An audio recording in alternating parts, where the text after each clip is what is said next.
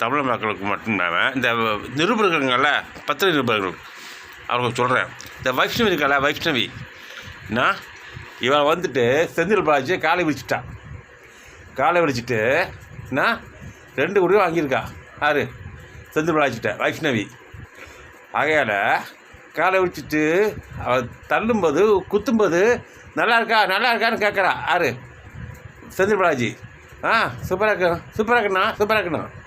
அதே மாதிரி தான் தேவடியா பற்றி இது வந்துட்டு இப்போ பப்ளிஷ் பண்ணாதீங்க. அவன் வந்துட்டு வீடியோ கொண்டு வராதிங்க அவளை. அவர் தேவடியா யார்? வைஷ்ணவி.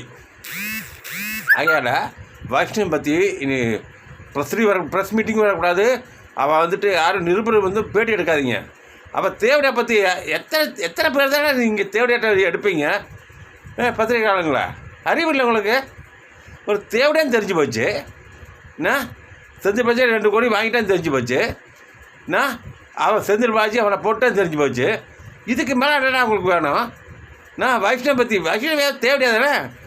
அவன் வந்து அளப்புற தேவடியா யார்? வைஷ்ணவி. இவளை பற்றி நீங்கள் மறுபடியும் வந்துட்டு இந்த பத்திரிக்காரங்களோ நிருபர்கள் வந்து பேசுகிற வைங்க, செருப்பாக அடிப்பேன். லூசு பேராடிங்களா? அவள் சின்ன பொண்ணு. அவள் வந்து அடிப்படுத்த அணிஞ்சிட்ருக்கா. அங்கங்கே காசு கிடைக்காதா? அங்கங்கே ஊழல் வாங்க முடியாதா? அங்கங்கே எதாவது வாங்க முடியாதா?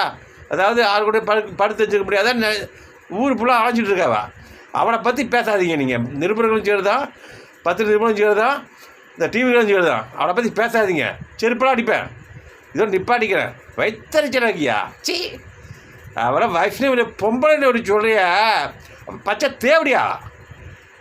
அவங்க அம்மா தேவடியா? அவங்க அம்மா மாமா பையன், அவங்க அப்பா மாமா பையன். இவங்களெல்லாம் பற்றி என்ன வீடியோ கொண்டு வர்றேன்? நல்லவனை கொண்டு வையா. நல்லவனை வாழ வைக்கணும். மனசில் வாழ வைக்கணும். அவனை கொண்டு வாங்கய்யா.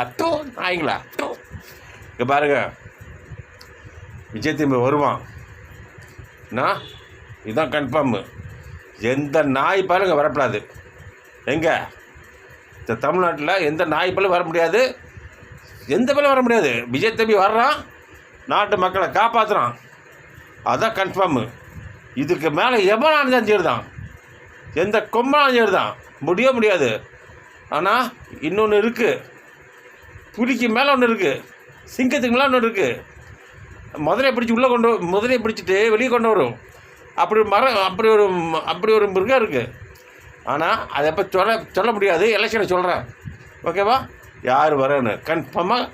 ஆனால் உண்மை சொல்கிறேன், விஜய் தம்பி கன்ஃபார்மாக 2020 முதலமைச்சர். கன்ஃபார்மாக சொல்கிறேன், 2026 நான் முதலமைச்சர் விஜய் தம்பி தான் வருவான்.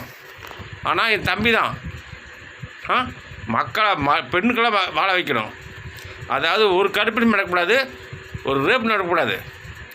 சி, இது எலெக்ஷனாக? இது சி, இது நாடாது? இது முதலமைச்சராக? இது இன்னும் போங்க பண்ணுங்க. அடுத்த வரும் பாரு ஆட்சி, அதை பார்த்துப்போம். பாய். இன்னைக்கு நான் இன்னையோட இது பிடிச்சிட்டேன். பாய்.